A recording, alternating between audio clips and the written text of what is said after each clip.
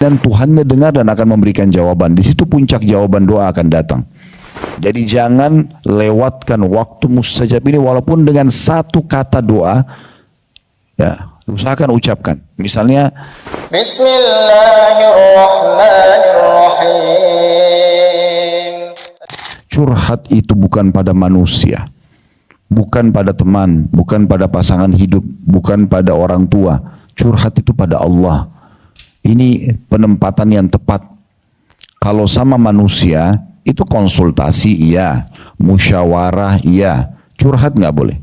Ya, karena kalau yang kita sedang aja berbicara dan kita curhatin ini, semuanya kita tuangkan beban dalam hidup kita ini kepada seseorang. Kalau orang itu orang yang mencintai kita kayak kedua orang tua misalnya, maka kita sedang membebankan hidup mereka. Dan berapa banyak anak-anak yang tidak sadar, mereka masuk dalam bab durhaka dengan orang tuanya karena curhatan dia. Dia curhat kepada orang tuanya tentang pasangan hidupnya misalnya. Orang tuanya kepikiran. Tapi mereka pada saat baikan rumah tangganya tidak menceritakan berita gembira itu pada orang tuanya. Orang tuanya sudah jadi beban tentang permasalahan-permasalahan yang diceritakan tentang rumah tangga anaknya misalnya. Atau tentang masalah teman-temannya. Atau tentang masalah pekerjaannya. Harusnya dia bijaksana kalau dia pun menyampaikan masalahnya pada orang tuanya. Dia juga menyampaikan solusinya kalau sudah ada. Tapi banyak tidak seperti itu. Kalau kita konsultasi boleh. Misalnya kita mengatakan bagaimana menurut ayah, bagaimana menurut ibu, saya rencana mau dinaikkan jabatan ke tingkatan ini, tapi pekerjaan seperti ini, saya mau dipindahkan ke kota itu, jaraknya sekian, dan saya diberikan ini dan itu misalnya. Kita bisa minta sarannya, tidak ada masalah. Tapi curhat itu kita kayak menceritakan semuanya, keluh kesah kita, suka dukanya, maka ini sebaiknya jangan. Karena kalau orang depan kita adalah orang yang kita cintai atau mencintai kita, maka kita membebani dia. Kalau di depan kita orang yang tidak kita kenal, ini parah sekali ya. Yang kita tidak kenal, lalu kita anggap baru kenalan, sudah kita curhatin segala macam hal, maka orang ini bisa saja menjadi teman, ya sahabat dekat yang mencintai kita, hanya terbebani dalam hidup dia, atau justru dia jadi musuh dan dia sudah tahu semua permasalahan kita. Ya, jadi tidak ada maslahatnya. Jadi kalau curhat itu kepada Allah subhanahu wa ta'ala. Makanya doa itu hanya kepada Allah, nggak boleh kepada manusia. Dia harus hanya kepada Allah subhanahu wa ta'ala. Jadi curhat. Makanya para ulama salaf memberikan contoh kepada kita tentang masalah ini. Dimulai dari Nabi Muhammad SAW. Beliau kalau punya masalah apapun, maka yang paling pertama kata Aisyah radhiyallahu anha beliau lakukan, beliau wudhu, beliau sholat. Dan beliau tuangkan semua permasalahannya kepada Tuhannya Allah subhanahu wa ta'ala. Karena kalau kita sedang memiliki nikmat, yang kita rasakan kenikmatannya, yang ciptakan kita Allah, yang ciptakan nikmat itu Allah, yang bisa pertahankan hanya Allah. Dan kalau kita sedang menghadapi masalah, yang ciptakan kita Allah, yang ciptakan masalah itu Allah, yang bisa berikan solusi hanya Allah. Dan kalau mau sederhana, ya kalau mau sederhanakan permasalahan semua hidup kita ini, apapun yang Bapak Ibu hadapi masalah, sederhanakan. Maka kalau mau disederhanakan, semua inti permasalahan kita adalah masalah kita dengan Tuhan kita Allah subhanahu wa ta'ala. Kalau ada orang yang senang, orang yang bahagia, hubungan dia sama Tuhannya pasti baik. Karena Allah mudahkan buat dia kenikmatan tersebut. Kalau dia hubungannya sama Tuhannya rusak, Allah juga rusak hubungannya dengan makhluk. Jadi banyak orang malah sibuk mencari sebab-sebab di tengah-tengah manusia. Padahal sebenarnya masalah dia sama Tuhannya. Allah kadang-kadang menggerakkan pasangannya jadi berubah sikap sama dia. Justru kena dosanya sama Tuhannya.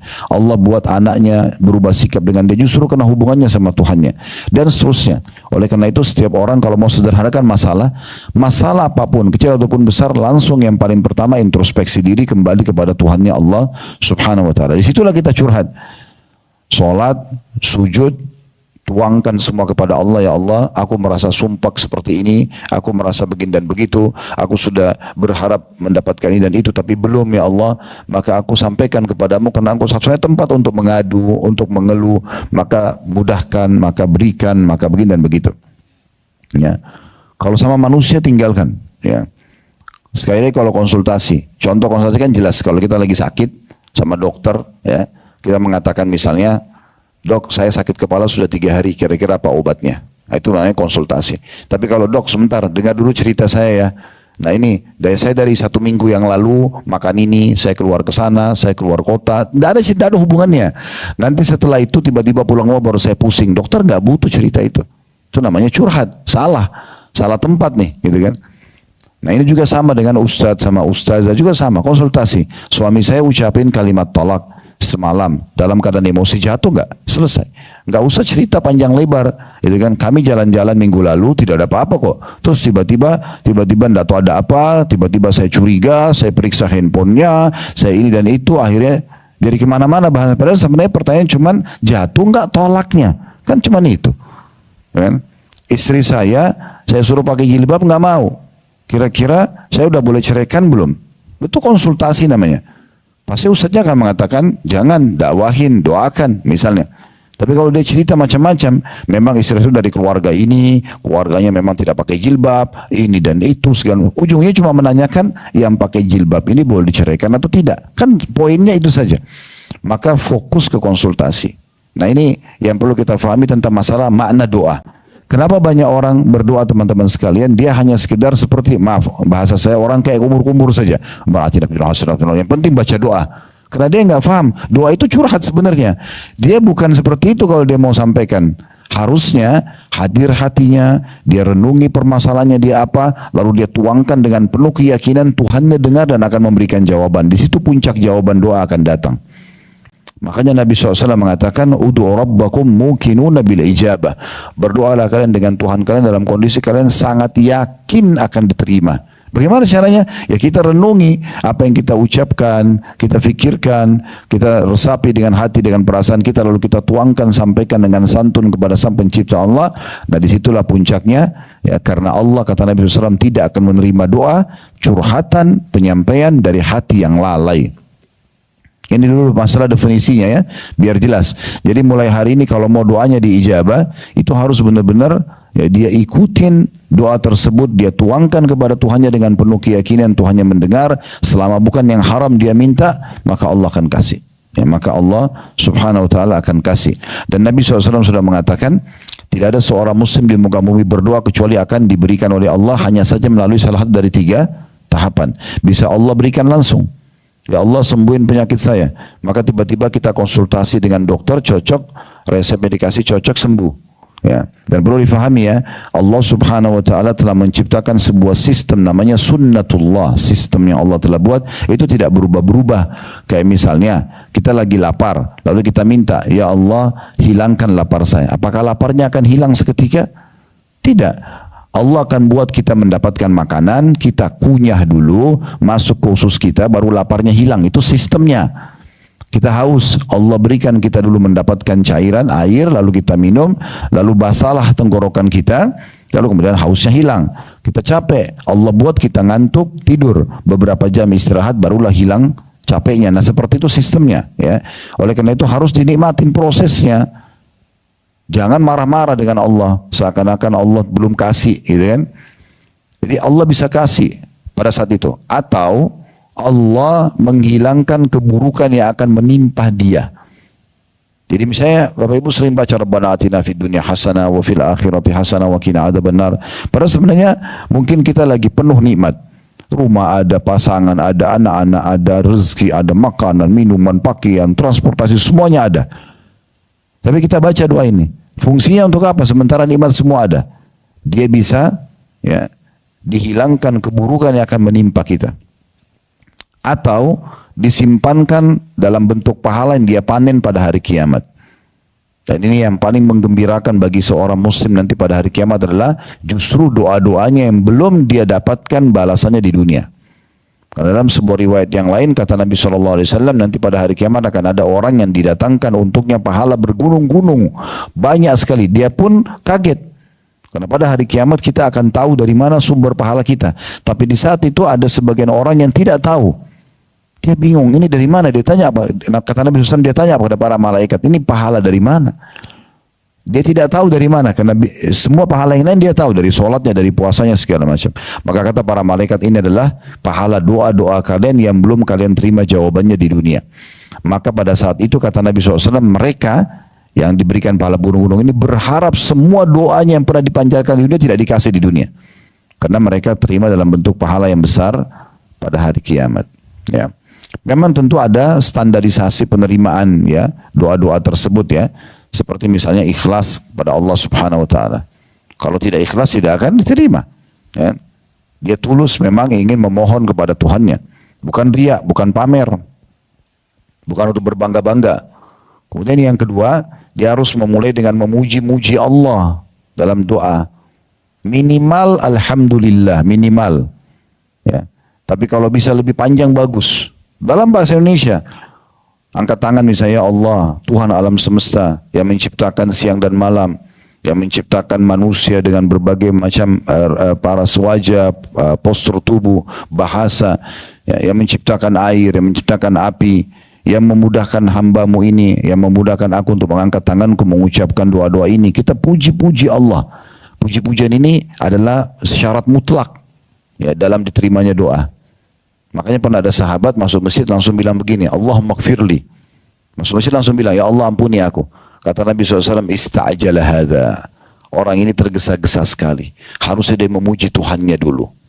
Nah, jadi puji Allah subhanahu wa ta'ala. Itu yang kedua. Jadi ikhlas yang pertama, yang kedua memuji Allah. Yang ketiga wajib membaca salawat kepada Nabi SAW. Wajib hukumnya. Makanya kata Umar radhiyallahu anhu, membaca salawat ya kepada Nabi kalian di saat doa adalah sebuah kewajiban yang akan mengangkat penghalang doa tersebut. Dan Nabi SAW sudah bersabda, semua doa yang tidak dimulai dengan salawat kepadaku maka akan tertahan. Tidak akan diterima sama Allah SWT. Maka minimal ini alhamdulillah, puji Allah satu, pujian tersebut wassalatu wassalamu ala rasulillah, dan semoga salawat tercurahkan kepada Nabi SAW. Nah, ini yang ketiga, membaca salawat. Yang keempat, ya, dia mengucapkan kata-kata yang santun dan sopan. Sebagai contoh misalnya, Nabi Ayyub alaihissalam diuji oleh Allah subhanahu wa ta'ala 20 tahun ujian dengan penyakit. Dan dengan penyakit itu, semua umatnya, kaumnya menjauhi beliau. 20 tahun diuji. Maka setelah 20 tahun diuji, dia berdoa kepada Allah, disebutkan dalam Al-Quran, dia mengatakan, Rabbi anni massaniyaddur wa anta arhamur rahimin. Wahai Tuhanku, Engkau tahu sebenarnya aku sedang Engkau uji dengan penyakit ini, tapi Engkau zat yang maha pengasih. Apa maknanya? Dia enggak bilang, ya Allah, saya 20 tahun sudah Engkau uji, sekarang sembuhin dong. Enggak. Tapi dia mengatakan, ya Allah, dan Engkau zat yang maha penyayang. Maksudnya, kalau Engkau masih mau lanjutkan ujian ini, aku terima. Kalau Engkau mau angkat, maka aku terima. Jadi dia tidak menghardik Tuhannya. Karena dia bersangka baik, pasti ini semua dengan hikmah Allah subhanahu wa ta'ala. Maka ini poin ya, yang tidak boleh luput dari doa tersebut. Jadi menyusun tutur kata yang santun dan baik. Tidak menghardik, tidak menyalahkan Allah subhanahu wa ta'ala. Bersangka baik. Karena kata Nabi SAW dalam hadis Bukhari, Allah subhanahu wa ta'ala berfirman, Ana inda dhanni abdi bih. Aku sesuai dengan prasangka hambaku. Falyadunnu bi ma sya'. Dia boleh sangka, terserah dia. Siapa yang sangka baik, Allah akan sembuhin saya, Allah akan mudahin urusan saya, Allah akan bayarin lunasi utang saya, Allah, semua kita bersangka baik, Allah akan kasih dengan prasangkanya. Tapi kalau orang sangka buruk, kayaknya Allah enggak akan maafkan, kayaknya Allah tidak akan sembuhkan, kayaknya begini dan begitu. Bersangka buruk sama Allah akan kasih dengan prasangka dia. Itu yang keempat. Yang kelima, tidak boleh tergesa-gesa menuntut jawaban. Baru berdoa sekali, mau langsung Allah ijabah. Ya. Ini yang Nabi SAW sebutkan dalam sebuah hadis, yustajabu li ahadikum malam ya'jal. Seseorang dari kalian pasti diterima doanya selama dia tidak tergesa-gesa. Maka sahabat tanya, wa kaifal isti'jal? Dalam riwayat lain, wa kaifa ya'jal ya Rasulullah? Bagaimana cirinya orang yang tergesa? Maka Nabi SAW sebutkan, yaqulu da'autu wa lam yustajabu li fatarakat du'a. Dia bilang, saya sudah berdoa, kemudian belum diterima, maka dia berhentikan doanya. Ini dianggap orang yang tergesa-gesa. Mungkin tinggal sekali lagi dia berdoa diijabah, tapi karena dia sangka buruk sama Tuhannya, kayaknya Allah enggak terima, enggak usah, dia berhenti aja berdoa. Nah, akhirnya berhenti doa tersebut. Ini namanya isti'jal. Tergesa-gesa. Enggak boleh tergesa-gesa, ya. Dan dalam sebuah hadis ini berita gembira bagi orang yang suka berdoa, ya. Kata Nabi SAW, kalau Allah mendengar doa yang indah dari seorang hamba, Allah sengaja terlambatkan jawabannya. Kalau kita puji-puji Allah, kita mohon, kita merengek, kita menangis, minta kepada Allah, curhat benar-benar kepada Allah, dan indah sekali, maka Allah sengaja terlambatkan jawabannya. Untuk apa? Kata Nabi SAW, agar hamba tersebut tetap dalam doanya. Sekarang begini teman-teman, kalau seandainya kita bilang, ya Allah sembuhin saya, langsung Allah hilangkan, masih berdoa kah? Berhenti. Tapi kalau Allah kasih kita kesempatan seminggu, sebulan, maka kita kan terus berdoa. Dan itu sangat mahal, berarti kita mengisi waktu kita dengan ibadah yang mulia ini. Dan doa itu dasarnya ibadah. Ya, artinya kalau kita kerjakan, lihat jawabannya atau tidak, tetap akan dapat pahala dalam bentuk, kita akan tetap terima dalam bentuk pahala pada hari kiamat. Ya, jadi terus saja berdoa. Dan ingat ya, dalam bab doa ini perlu digarisbawahi, berdoa minta agar dipertahankan nikmat jauh lebih mulia dibandingkan masalah sedang ada dan minta solusinya. Jadi nggak ada alasan untuk tidak berdoa di saat kita lagi sehat, karena meminta kesehatan dipertahankan lebih afdal daripada saat sakit minta disembuhkan. Tidak ada alasan untuk tidak berdoa agar Allah pertahankan rezeki kita, pekerjaan, pendapatan misalnya, atau berkembangnya bisnis atau apa saja. Kita minta agar dipertahankan, itu lebih afdal, lebih besar pahala di sisi Allah daripada nanti sakit baru minta disembuhkan, ya, atau bangkrut baru minta diberikan solusi. Walaupun ini bisa yang kedua. Jadi tidak ada alasan tidak berdoa. Makanya kata Nabi SAW juga, kenalilah Tuhanmu, berdoalah pada saat kamu sedang lapang, maka dia akan mengenali kamu pada saat kamu sedang susah. Nah, kalau mau diijabah di saat kita sedang ada masalah, maka usahakan kita selalu berdoa di saat ya kita sedang lapang. Nah, ini poin akan memudahkan jalannya datangnya solusi. Ya. Yang keberapa tadi tuh? Yang kelima. Sekarang yang keenam. Ya, jadi tadi yang kelima apa poinnya? Jangan tergesa-gesa, tunggu, nikmatin prosesnya. Ya. Yang keenam, hindari permintaan haram, pendapatan haram. Ya, karena kata Nabi SAW, Inna Allah tayyibun la yakbalu illa tayyiba. Allah itu suci, bersih, tidak terima kecuali yang suci dan bersih juga. Jadi nggak boleh orang minta rezeki kemudian untuk berzina, untuk apalah, gitu kan? Begitu juga tidak boleh punya pendapatan haram. Sama ini poinnya, di poin ke-6. Tidak boleh ada, kalau kita mau pisahin bisa yang kelima, yang ke-6 adalah menghindari permintaan haram. Ya. Kemudian itu yang ke-6 tadi ya. Yang ke-7 itu menghindari pendapatan haram. Ini soalnya dua poin yang berdekatan, bisa digabung, bisa dipisahin. Tapi kalau kita pisah lebih bagus.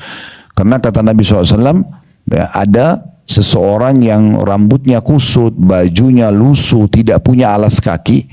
Dia mengatakan, ya Tuhanku, bagaimana Allah bisa terima dia?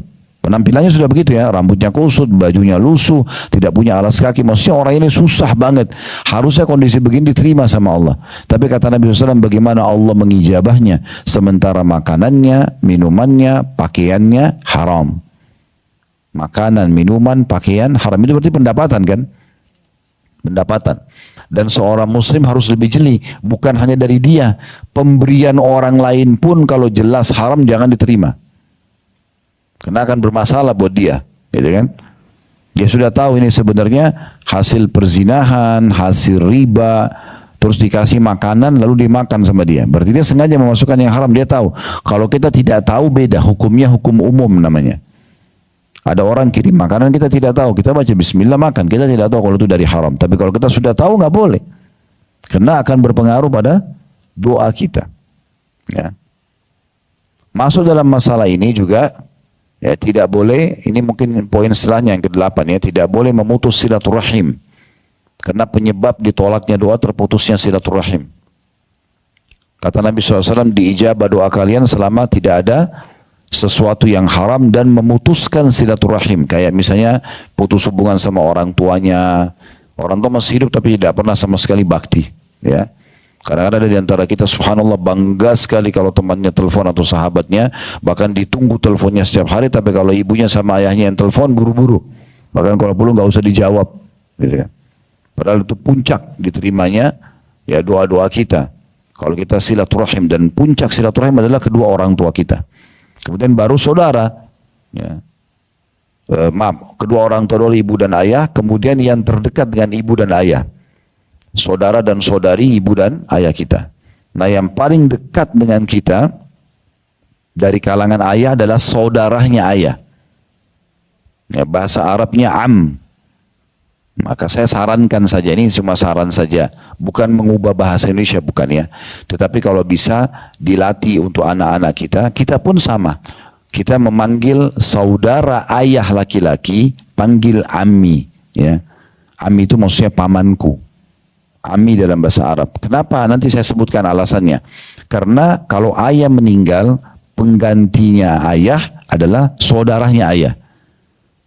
Bukan saudaranya ibu.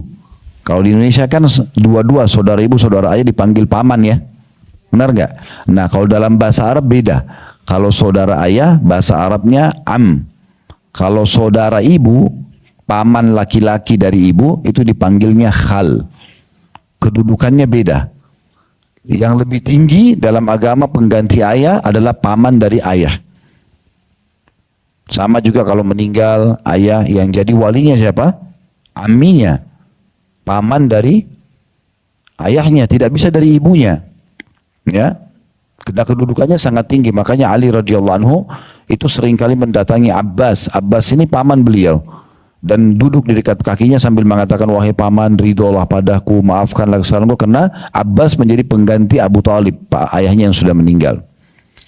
Kalau dari ibu, itu yang paling dekat adalah saudarinya ibu, tante dari ibu.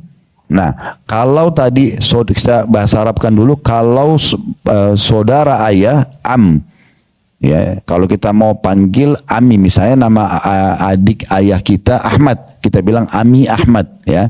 Atau kakaknya ayah namanya Yusuf, kita bilang Ami Yusuf. Ini kalau saudaranya ayah. Kalau saudaranya ibu, masih paman ya, dulu kita bicara ini, saudaranya ibu kita panggil khal, kita bedain. Misalnya di situ ada seorang saudara ibu kita namanya Muhammad, kita bilang khal Muhammad atau khali Muhammad, itu beda. Jadi dari sini kita bisa tahu, oh beda paman dari ayah dan paman dari ibu. Nah kalau tante, kalau dari ayah panggilannya atau julukannya amma, amma, biasa orang bilang ammati, ya. Kemudian kalau dari ibu khalah, dipanggil khalati. Nah kalau posisi tante, yang paling tinggi adalah saudarinya ibu. Makanya kata Nabi SAW, al-khalatu bimanzilatil saudarinya ibu itu adalah pengganti ibu kita. Jadi kalau ibu sudah meninggal, kita bakti sama siapa? Saudarinya ibu. Persis seperti ibu kita bermuamalah. Kalau bertemu antara tante dari ayah dan tante dari ibu, kita dahulukan tante dari ibu. Kalau bertemu antara paman dari ayah dan paman dari ibu, kita dahulukan paman dari ayah. Ya, seperti itu. Nah ini bab-bab dalam silaturahim secara rinci yang maksudnya kita tahu. Jadi kita tahu mana yang lebih pantas, lebih berhak. Semuanya kita buat baik. Tapi kalau tanya yang mana lebih besar pahalanya, tentu yang lebih mulia, yang lebih bagus kedudukannya gitu ya. Kemudian setelah itu semua saudara kita, ya, saudara seayah seibu, saudara seibu, ya. Jadi jalur ayah ibu kita semua ke atas kakek nenek dan semua ke sampingnya, saudara dan saudarinya. Kemudian jalur kita ke samping kiri kanan, saudara dan saudari kita. Kemudian semua jalur ke bawah kita, anak dan cucu, semua jalur ke bawah saudara kita, ponakan. Ya. Anak-anak saudara kita, anak kakak, anak adik kita, itu semua adalah ponakan. Nah ini jalur kita ke atas, jalur ke bawah, dan ke kiri kanannya. Ibu, ayah, kakek, nenek, dan saudara-saudarinya. Kemudian kita, saudara dan saudari kita. Kemudian anak kita, dan semua ponakan. Nah itu termasuk rahim. Tidak boleh kita putus mereka. Memutus ini bisa menjadi penghalang diterimanya doa. Qati'atur rahim namanya. Memutus rahim. Ya. Nah, kita perlu juga tambahkan poin selanjutnya. Ini yang ke-9. Memaksimalkan waktu-waktu mustajab. Jadi seperti pakai misalnya antara azan dan iqamah, sepertiga malam, pada saat hujan turun, ya, lagi puasa, ya. Terus kita juga ketemu sama orang tua atau orang soleh minta didoakan, ya, musafir. Nah ini semua maksimalkan. Jadi jangan lewatkan waktu mustajab ini walaupun dengan satu kata doa, ya, usahakan ucapkan. Misalnya antara azan iqamah, kita tahu ini pendek sekali. Pendek saja baca alhamdulillah wassalatu wassalamu ala rasulillah, ya Allah ampunilah aku. Terus iqamah, nggak apa-apa. Yang penting ada doa kita panjatkan, karena itu diijabah. Karena itu diijabah. Termasuk juga yang perlu diperhatikan dalam masalah doa ini, tidak boleh mengucapkan kata-kata buruk ya. Itu mungkin bisa masuk di poin ke-10. Menghindari semua perkataan buruk. Jadi jangan karena emosi dengan pasangan, ya Allah matikan dia. Misal contoh, ya Allah ceraikan saja saya dari dia. Misal contoh. Atau anak-anak nyesal lahirin dia. Nah, ini nggak boleh semua. Kata-kata buruk nggak boleh. Kata Nabi SAW, jangan kalian ucapkan kata-kata buruk buat diri kalian, buat keluarga kalian, buat harta kalian, sehingga lewat malaikat mengaminkan, maka terjadilah. Ya. Saya sarankan, Bapak Ibu tidak ada salahnya masukkan, sisipkan dalam doa kita, ya Allah, aku beristighfar kepadamu, memohon ampun kepadamu, dari semua perkataan buruk yang pernah aku ucapkan buat diriku, keluargaku, dan hartaku. Karena bisa saja itu jadi penyebab ributnya rumah tangga kita, itu jadi penyebab nakalnya anak kita, itu jadi penyebab usaha kita tidak maju, karena perkataan kita sendiri. Maka usahakan ucapkan kata-kata yang baik. Dan salah satu hal yang baik adalah kita seperti membatalkan kalau pernah ada ucapan buruk itu. Ya Allah, aku beristighfar dan memohon ampun kepadamu dari semua perkataan buruk yang pernah aku ucapkan buat diriku, keluargaku, dan juga hartaku. Sehingga akhirnya kalaupun ada jadi hilang semuanya.